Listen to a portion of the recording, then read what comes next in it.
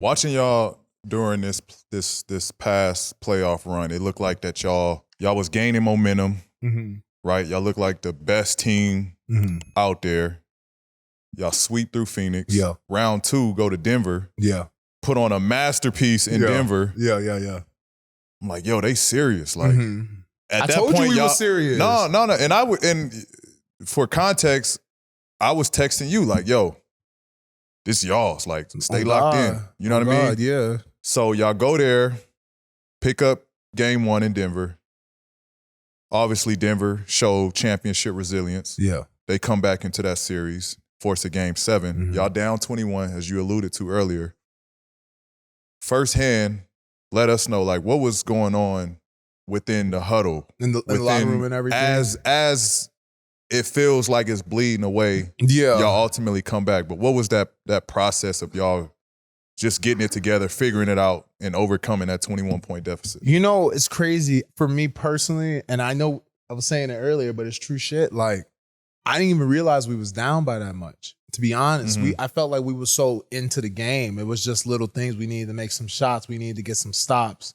I didn't really feel like that was the situation. So after the game, being told that kind of differential was like crazy because I would have recognized that. I should have recognized that. But when you playing in the playoffs, as you know, it's like you so locked into winning, it don't even matter what the differential is. You just know if we continue to do the right things every single possession, the game turns itself around. So one thing we've proven to the league is that we could play defense. So as long as we got that ability to play defense and lock opponents up, we know we could score.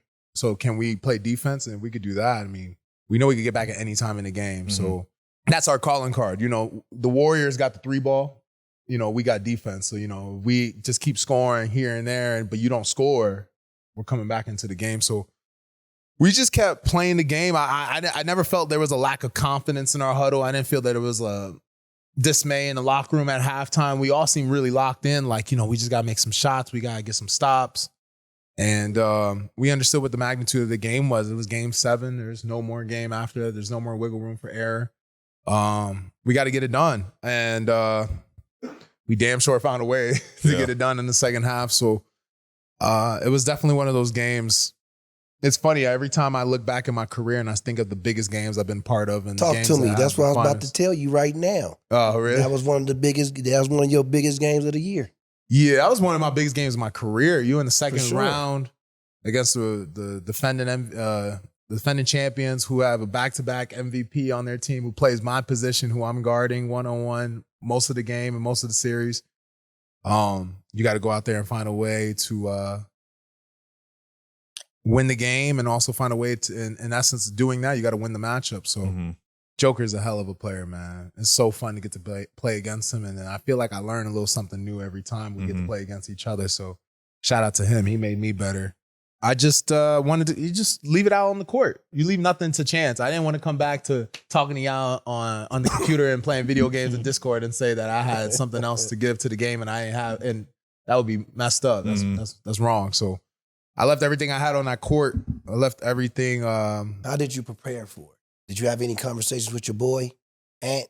You know what I'm saying? And we Mike? talk a bunch. I think, you know, I know the cameras caught me before the game. I was there early, 2 hours before my shooting time, just looking at the court, watching, you know, cheerleaders out there practicing their routines, people setting up the chairs with the shirts, the white shirts and stuff. And, you know, I understood the magnitude of the game. I understood what my assignment was. And I just remember sitting in that chair. I was sitting in the 7th row of the 7th chair in Denver in that section. And I just remember sitting there and I felt like I was just looking at every single move Jokic was going to do in the game. He was going to get that little wedge screen coming down. He's going to get that. How am I going to negate that? How am I going to send him a different way? What am I going to do if he starts getting to the block and he starts posting up and he wants to hit that fake drop step move he does so well? So I felt like I've went through that game and those offensive possessions by him 4-5 times. I seen myself hitting shots in the same spots I ended up hitting the shots in the game. I think the best word is just locked in. We was just locked in. I was locked into a different frequency that game. And that day, I knew if we were to win, I had to bring my best. especially because I knew that the Joker was going to bring his best, especially in the Game 7 at home in Denver. The whole crowd's on your side. I knew I had to be my best. So that was one of those days that, I thank my mother, I thank God above, I was able to go out there and be my best, especially that night.